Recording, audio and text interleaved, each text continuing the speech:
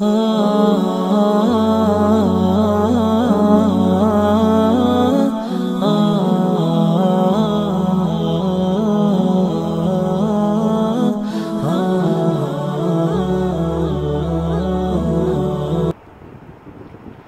یونیورسٹیوں والوں کو قرآن آتا نہیں اور علماء طلباء کو پیش کرنے کا طریقہ نہیں آتا، ان کو انگریزی زبان نہیں آتی، بلکہ خود بھی نہیں آتا۔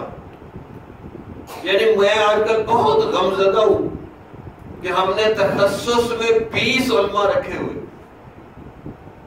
اور ان کو بہت سی چیزیں پڑھا رہے ہیں، قرآن کا ترجمہ بھی صحیح نہیں آتا، درس قرآن دینا بھی نہیں آتا۔ اتنا غم ہے میری طبیعت میں کہ ان کے اوپر میں روز کوئی 2.5-3 گھنٹے لگاتا ہوں کہ ان کو دعوت دینی آ جائے، ان کو بولنا آ جائے، ان کے اندر ایک کشش پیدا ہو جائے۔ میں بہت ہی حیران کہ 8 سال میں ایک آیت کا بھی درس نہیں دینا آتا، اردو ہی نہیں بولنی آتی،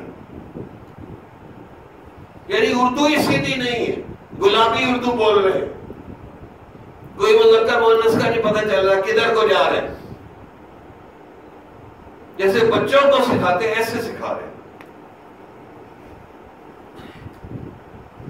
کہ جی عربی سیکھو انگریزی سیکھو۔ میں نے کہا پاکستان میں عربی انگریزی چلے گی، یہاں تو اردو چلے گی۔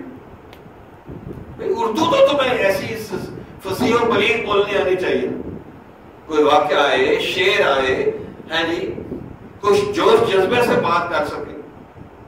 ہمارے حضرت کتنے جوش سے بیان کرتے ہیں، کبھی زبان لڑکھڑائی، الحمدللہ ہم اتنی جوش سے بیان کرتے ہیں، کبھی شعر بھولا یا کوئی چیز بھولی، اس لیے کہ ہم نے اس کو پڑھا ہے پوری زبان کو، بغیر سوچے زبان سے وہ نکلتی ہے۔ اس لیے اللہ نے فرمایا میں نبی بھیجتا ہوں اس قوم کی زبان میں، فی لسان قوم ہی، نبی کو وہ زبان بہترین زبان آتی ہوتی ہے اپنی امت کی۔ اور یہاں اردو کا مسئلہ بنا ہوا ہے کہ اردو کے لفظ اس میں نہیں پڑھنے آ رہے۔ بھائی جب آپ کو زبان ہی نہیں آ رہی تو آپ اس میں اپنا معافی ضمیر کیا بیان کریں گے؟ اب اس پہ زور ہی نہیں۔ 8 سال یہ مدرسوں کا مسئلہ ہے، 8 سال تحریری امتحان، 9ویں سال ممبر پہ بٹھاؤ جی درس قرآن دو، وہ کیا دے گا؟ اس کو تو بولنا ہی نہیں آتا۔ اگر آپ اس کو 8 سال درس قرآن سکھاتے اور کچھ بھی نہ سکھاتے، درس قرآن ہی سکھا دیتے تو وہ 9ویں سال پتہ نہیں 10 جگہ درس دیتا، سکھایا ہی نہیں، پتہ ہی نہیں کہ اس وقت امت کا مسئلہ کیا ہے۔ بھئی کالجوں یونیورسٹیوں والوں کو پیار سے محبت سے قرآن سکھاؤ، قرآن سکھاؤ۔ آپ یقین کریں اس وقت نبی صلی اللہ علیہ وسلم یہاں تشریف لے آئے پنڈی اسلام آباد میں، الیکشن میں کھڑے ہوں گے کہ مجھے ممبر بناؤ، میں اسمبلی میں جا کے اسلام نافذ کروں، یا وہی کچھ کریں گے جو مکے مدینے میں کیا، قرآن سمجھائیں گے لوگوں کو، قرآن پڑھائیں گے یا ممبر بنیں گے؟ بولو تو صحیح، قرآن پڑھائیں گے بھائی، قرآن سمجھائیں گے، قرآن ہے نماز میں بھی قرآن سنائیں گے، ویسے بھی قرآن سنائیں گے، قرآن ہی قرآن کر دیں گے ہر طرف، جیسے مکہ مدینہ میں ہر طرف قرآن ہی قرآن ہو گیا، مسجدوں میں قرآن، گلیوں میں قرآن، میدان جنگ میں قرآن، ہر طرف قرآن ہی قرآن تھا۔